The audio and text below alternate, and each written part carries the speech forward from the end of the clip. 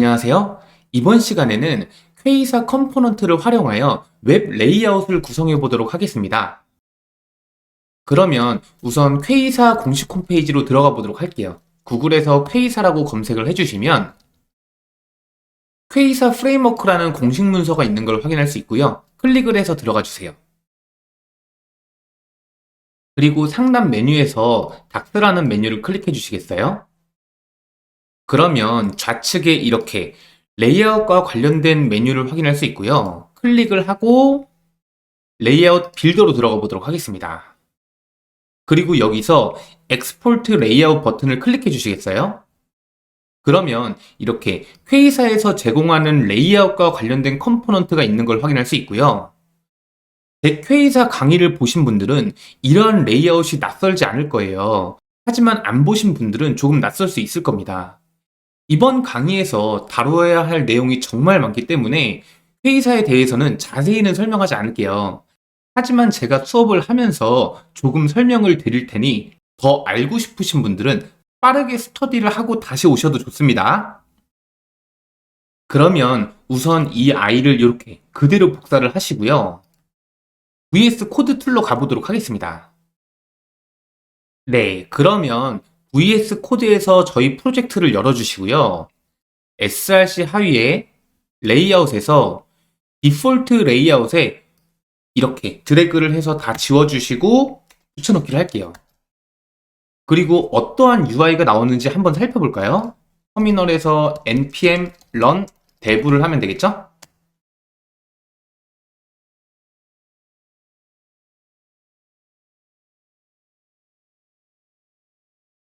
회의사에서 제공하는 컴포넌트를 활용하니 이러한 레이아웃이 잘 만들어진 걸 확인할 수 있어요. 다시 코드로 돌아와서 이러한 레이아웃을 반드시 사용해야 하는 건 아니에요. 하지만 퀘이사 프레임워크를 사용하는 만큼 이러한 레이아웃을 사용하면 해당 레이아웃에서 제공하는 다양한 기능을 활용할 수 있겠죠? 그러면 다시 레이아웃 빌더로 와주시고요. 여기에서 필요 없는 레이아웃은 디세이블드를 시키고 다시 엑스포트를 받도록 하겠습니다. 푸터랑 드로워 그리고 이러한 내비게이션도 다 지워주세요. 이 헤더만 남기고 엑스포트를 하도록 할게요. 그리고 다시 복사를 해서 코드로 가신 다음에 이렇게 붙여넣기를 하도록 하겠습니다.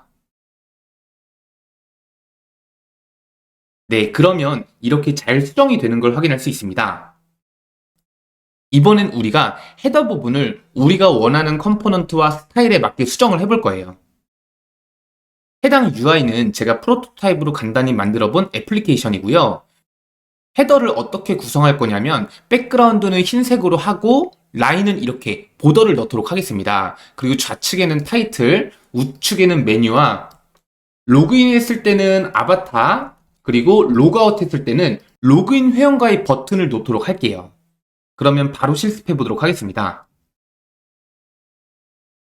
우선 q 헤더로 가신 다음에 이러한 헬퍼 클래스는 지워주시고요. bg 화이트로 하고 텍스트 그레이 이 정도로 하겠습니다.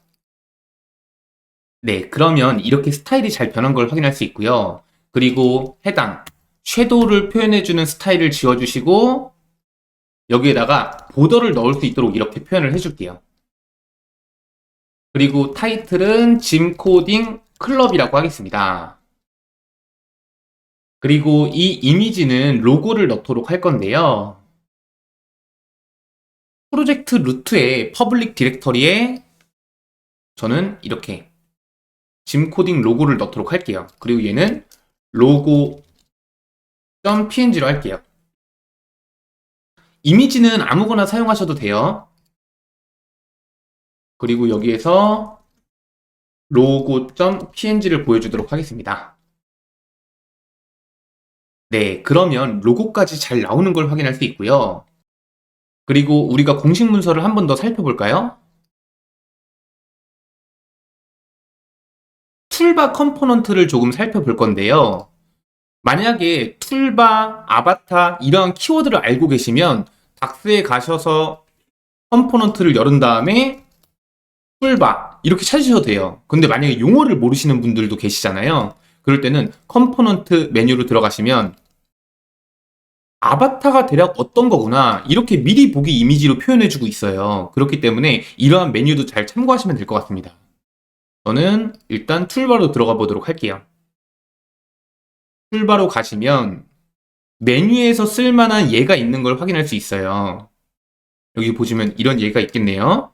이러한 코드만 복사해서 가져오도록 하겠습니다. 좀 내리시면 밑에 스트레치가 들어간 QBTN이라는 컴포넌트가 있거든요. 얘를 이렇게 복사를 해주세요.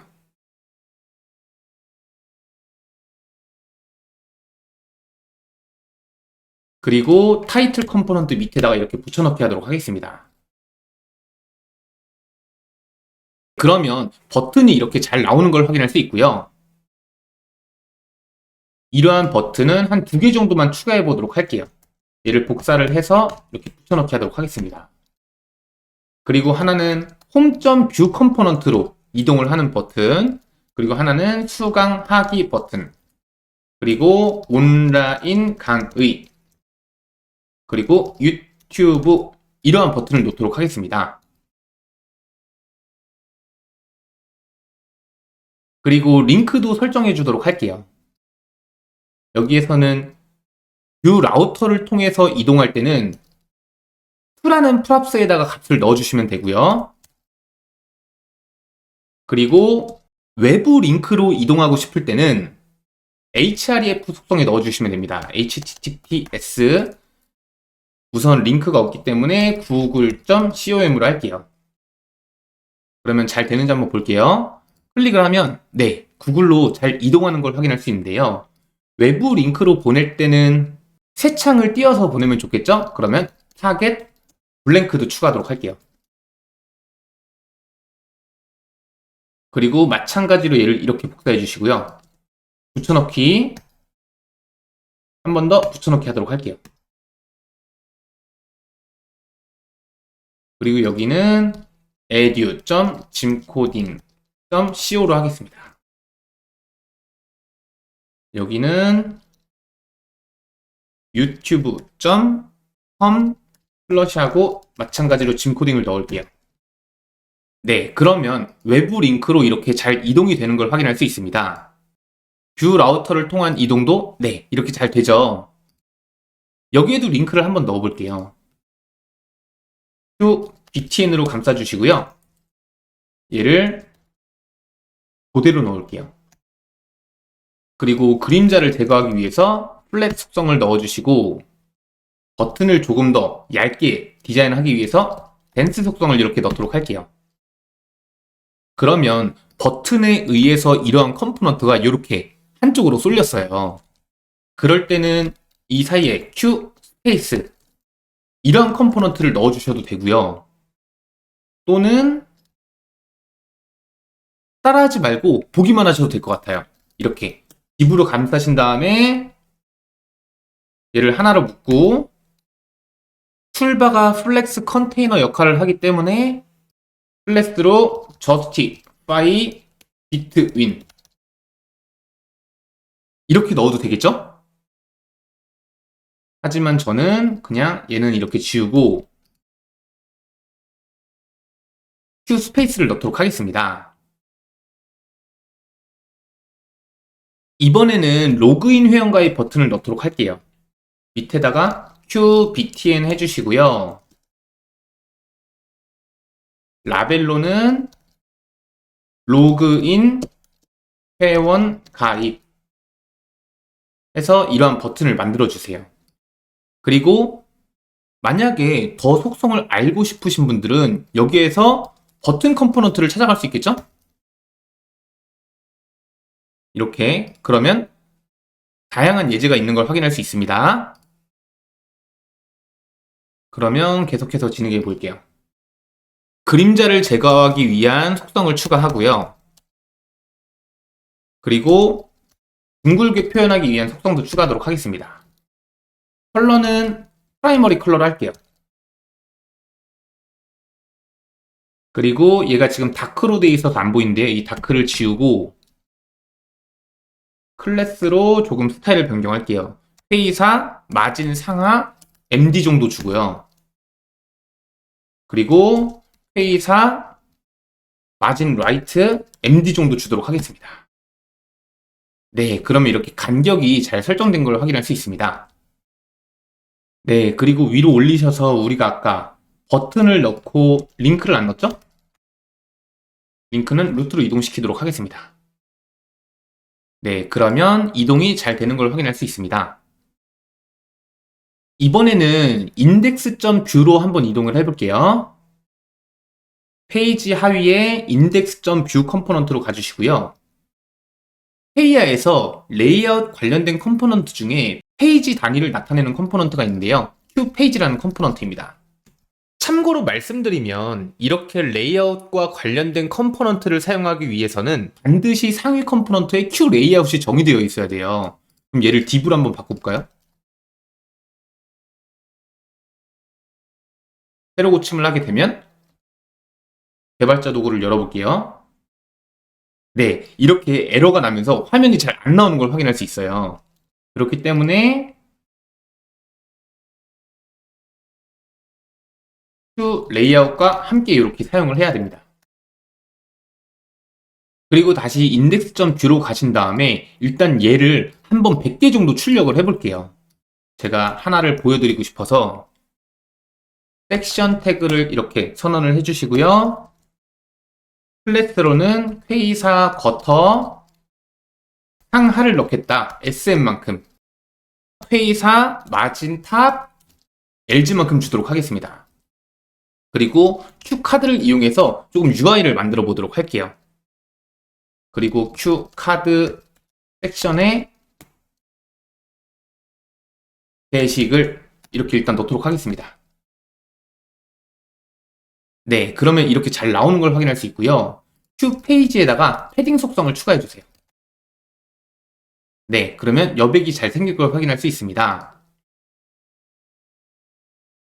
그리고 얘를 V4를 돌면서 100번 정도 뿌려줄게요, 그냥. 아이디로 하겠습니다. 그리고 키에다가 이렇게 넣어줘야 되겠죠? 그리고 여기는 아이디를 이렇게 뿌려주도록 할게요. 네, 그러면 100개의 아이템이 이렇게 렌더링이 되는 걸 확인할 수 있고요. 제가 어떤 걸 보여드리려고 하냐면 이 Q 레이아웃에서 뷰 속성에 대해 말씀드리려고 해요. 그러면 다시 공식 문서로 가볼게요. 메뉴에서 레이아웃에서 여기 레이아웃 메뉴로 들어가 보시겠어요? 아래로 조금만 내리시면 여기서 보시면 이 뷰 속성에 대한 설명을 자세히 하고 있는 걸 확인할 수 있는데요. 이렇게 바꿔보시겠어요? 너가 UI를 어떻게 가져갈 거냐 라는 걸 표현하기 위해서 이 뷰 속성을 사용할 수 있습니다. 예를 들어서 만약에 왼쪽에 있는 사이드바를 이 헤더 위에 놓고 싶다면 뷰 속성을 H에서 L로 변경하면 되겠죠? 보시면 여기 같이 변경이 됩니다.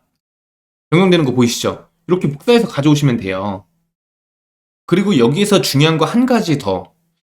헤더, 사이드바, 푸터의 중앙 값을 대문자로 변경하게 되면 해당 레이아웃의 포지션은 픽스, 고정이 돼요. 보세요. 이쪽으로 와서 얘를 대문자 말고 소문자로 이렇게 변경을 해볼게요. 네, 그러면 픽스가 안 되고 이 헤더가 사라지는 거 보이시죠? 얘를 다시 대문자로 하면 네, 고정이 되는 걸 확인할 수 있습니다. 이러한 기능도 있어요. 그럼 저는 뷰의 값을 제가 준비한 값으로 이렇게 붙여넣기 하도록 하겠습니다. 이번에는 레이아웃의 스타일을 조금 변경해 보도록 할게요. 만약에 레이아웃에 우리가 백그라운드 값을 변경할 수도 있겠죠? 그럴 때는 간단히 클래스에다가 bg 그레이 뭐 이만큼 해서 이 백그라운드를 변경할 수도 있고요. 전체 크기로 한번 볼까요? 현재 컨테이너의 가로 값이 너무 커요. 그렇기 때문에 얘도 한번 줄여보도록 할게요. 그러면 스타일에서 맥스 위드를 하신 다음에 1080 픽셀을 이렇게 넣을 수도 있겠죠? 그리고 중앙 정렬을 위해서 마진 0 오토를 넣도록 할게요. 네, 그러면 이렇게 예쁘게 잘 정렬이 된 걸 확인할 수 있습니다. 그런데 우리가 실무에서 일을 하다 보면 특정 페이지는 맥스 위드 값을 다르게 주고 싶을 때가 있을 거예요. 예를 들어서 잠시만요. 얘를 이렇게 복사하신 다음에 홈 컴포넌트로 오셔서 이렇게 전체 붙여넣기 한번 해주세요. 여기만 이렇게 지우고 붙여넣기 하면 되겠죠? 그리고 얘는 홈이라고 하겠습니다. 이 홈의 컨테이너를 한 600픽셀로 하고 싶어요. 요 페이지만. 그럴 때는 메타 속성을 활용할 수도 있는데요. 실무에서 필요하신 분들도 있으실 것 같아서 제가 급하게 추가를 했습니다. 이러한 내용은. 위드 값을 이렇게 넣어주세요. 600픽셀로 넣도록 하겠습니다. 그리고 디폴트 레이아웃으로 가신 다음에 얘를 이렇게 잘라내기를 해주시고요. 페이지 컨테이너 스타일즈라는 값을 넣도록 하겠습니다. 그러면 스크립트 셋업을 통해서 저런 오브젝트를 선언을 할게요. 페이지 컨테이너 스타일 그리고 컴퓨티드를 통해 넣도록 하겠습니다. 이렇게 해서 객체를 리턴하면 되겠죠? 그리고 아까 여기서 잘라내기 했던 값을 이렇게 복사 붙여넣기를 해주세요. 그 다음에 3L 케이스로 이렇게 넣도록 할게요. 이렇게 해주시고 오브젝트 값으로 넣어주시면 되겠죠?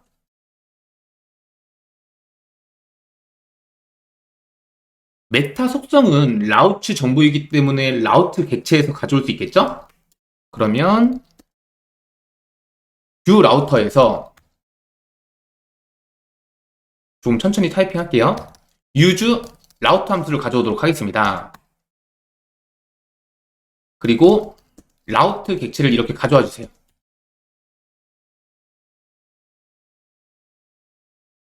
그러면 라우트의 메타 정보가 잘 도착했는지 한번 콘솔 로그에 찍어볼까요? 콘솔 객체를 찍을 때는 dir 함수를 활용하셔도 좋습니다. 라우트를 다 찍어볼게요. 개발자 도구를 통해서 보시면 타겟의 메타에 밸류로 들어가 보시겠어요? 네, 그러면 이렇게 위드 값이 잘 나오는 걸 확인할 수 있어요. 그리고 사실 디버깅을 할 때 저는 콘솔 로고는 잘 안 찍어요. 브레이크 포인트로 하면 더 편합니다. 디버깅에서 말하는 브레이크 포인트는 프로그래밍 호출 스택, 그 해당 스택에서 잠시 멈춰주는 거예요. 한번 제가 보여드릴게요. 개발자 도구를 열어주시고 소스 탭으로 가셔서 여기에서 클릭을 하게 되면 화살표가 생기고요. 새로 고침을 다시 하게 되면 해당 호출 시점에서 잠깐 멈춘 거예요. 그리고 한 스텝 뒤로 가게 되면 이 라우트 객체가 선언이 되겠죠? 그러면 여기에서 얘를 가지고 놀 수 있어요, 우리가. 라우트의 메타. 위드. 잘 넘어왔구나. 저는 이렇게 브레이크 포인트를 많이 활용해요. 그리고 브레이크 포인트를 사용하는 방법은 이렇게 클릭을 할 수도 있고요. 소스로 가신 다음에 디버거. 네, 이렇게 소스단에서도 설정할 수 있습니다. 그러면 해당 흐름에서 프로그램이 잠시 중단된 걸 확인할 수 있습니다. 이렇게 확인할 수도 있겠죠? 네, 잘 넘어왔네요. 제가 강의를 준비할 때 수강생분들 입장에서 100%로 항상 준비를 하는데요. 항상 촬영을 할 때 보면 이렇게 내용을 추가하게 되더라고요. 그래도 내용이 조금 길어질 수 있지만 이렇게 브레이크 포인트를 걸고 디버깅을 하는 거는 자바스크립트 언어뿐만 아니라 다른 언어에서도 마찬가지이기 때문에 제가 모르시는 분들을 위해서 팁을 알려드리고 싶었어요. 그러면 계속 적용해 보도록 할게요. 라우트의 메타에 위드가 있으면 해당 위드를 적용하고 없으면 디폴트로 1080을 적용하면 되겠죠? 그럼 저장을 하면 네, 위드를 600으로 설정했기 때문에 가로폭이 작아진 걸 확인할 수 있고요. 인덱스에서는 디폴트로 설정된 1080으로 잘 나오는 걸 확인할 수 있습니다. 그러면 클릭을 했을 때 상세 페이지로 이동하는 링크를 추가하고 이번 시간은 마치도록 하겠습니다. 코드로 가주시고요. index.view로 와주세요. 그리고 여기에 이렇게 클릭 이벤트를 추가하면 되겠죠? 메서드명은 go post details라고 할게요. 그리고 파라미터로 id 값을 이렇게 넣도록 하겠습니다. 그러면 라우터 객체를 가져야겠죠? use router 이런 함수를 가져와 주시고요. 여기에서 라우터 객체를 선언하도록 하겠습니다.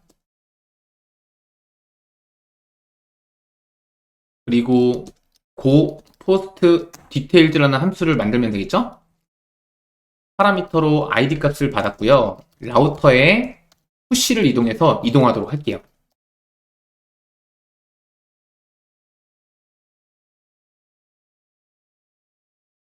네, 그러면 이동이 잘 되는지 확인해 볼까요? 네, 이동이 이렇게 잘 되는 걸 확인할 수 있습니다. 그리고 현재 VS 코드 툴에서 이렇게 가이드를 해주는 걸 확인할 수 있는데요. 만약에 이러한 가이드를 원하지 않으시는 분들은 해당 속성을 이렇게 복사를 해주시고요. VS 코드 세팅 설정하는 곳에 가셔서 이렇게 붙여넣기 하시면 됩니다. 네, 그러면 해당 가이드가 이렇게 사라진 걸 확인할 수 있습니다. 그리고 여기서 실무 팁을 한 가지만 더 말씀드리고 이번 시간을 마치도록 할게요. 이동을 할 때 라우터 링크를 통해서도 이동을 할 수 있고요. 지금 보시는 라우터 푸시 이런 함수를 사용해서도 이동할 수 있습니다. 어떠한 방법을 사용하더라도 결과는 똑같겠죠. 상세 페이지로 이동하는 거. 제가 강의를 하면서 수강생분들의 질문을 받을 때 이러한 종류의 질문들이 종종 올라오곤 합니다. 예를 들면 화살표 함수를 사용할까요? 아니면 일반 함수를 사용할까요? 아니면 지금처럼 라우터 푸시를 통해서 이동을 할까요? 아니면 라우터 링크를 통해서 이동을 할까요? 이러한 질문은 설명을 조금 해야 돼서 답변하기가 조금 난해한데요. 왜냐하면 저도 그때그때 상황에 따라 다르거든요. 이럴 때 제가 한 가지 드릴 수 있는 팁은 해당 방법에 대해서 차이를 분명하게 인지를 하셔야 됩니다.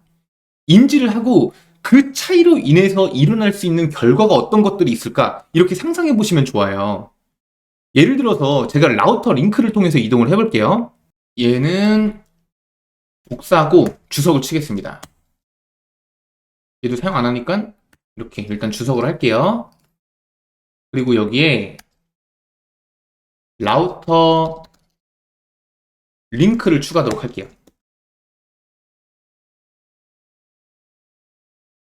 따닥 클릭하면 들어가더라고요. 그리고 마찬가지로 상세 페이지로 보내도록 이렇게 추가하도록 할게요. 그러면 클릭을 했을 때 마찬가지로 상세 페이지로 잘 오죠. 스타일도 제가 몇 개만 추가할게요. app.scs로 가신 다음에 앵커 태그의 스타일을 바꿔보도록 하겠습니다. 컬러는 현재 커런트 컬러를 넣고요. 그리고 텍스트 데코레이션은 넌으로 하겠습니다. 그리고 커서는 포인터로 변경을 할게요.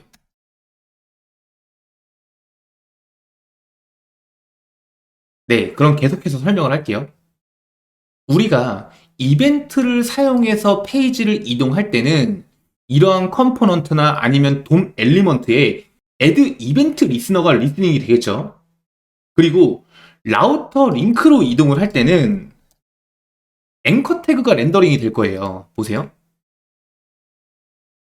네, 이러한 차이가 있습니다. 결과적으로 말씀드리면 앵커 태그가 렌더링이 됐을 때는 SEO 최적화에 좋습니다. 자세히 말씀드릴 순 없지만 간단히만 조금 설명드리면 네이버나 구글과 같은 검색 엔진 서비스에서는 크롤링 봇이라는 놈이 있어요. 이러한 크롤링 봇은 웹사이트를 수집을 해서 우리가 검색을 했을 때 해당 검색 엔진에 노출시킬 수 있도록 하는데요. 이 크롤링 봇이 수집을 할 때 이 앵커 태그의 href 속성을 참고를 해요. 그렇기 때문에 이러한 페이지가 더 수집이 잘 되겠죠. 더 수집이 잘 된다는 거는 검색을 했을 때 보여질 확률이 더 올라간다라는 것이고, 결국에는 SEO 최적화가 더 잘 된다는 말이겠죠. 만약에 관리자 페이지처럼 노출을 하면 안 되는 곳이라고 하면 상관없겠지만, 내가 이러한 게시글을 SEO 최적화를 하고 싶다면 라우터 링크를 사용하는 게 더 효율적이겠죠. 다른 커뮤니티 사이트 같은 경우에도 요소 검사를 해서 보시면은 이러한 페이지 이동은 앵커 태그가 되어 있을 거예요. 그렇기 때문에 실무에서 개발을 하실 때 내가 A를 쓸까 B를 쓸까 고민이 되신다면 그 차이를 분명하게 인지를 하고, 아, 이럴 때는 B를 활용하면 되겠구나, 이렇게 참고하시면 좋을 것 같습니다. 네, 이렇게 해서 퀘이사 컴포넌트를 활용해서 레이아웃을 구성해 보았고요. 그러면 이번 시간은 마치도록 하겠습니다. 감사합니다.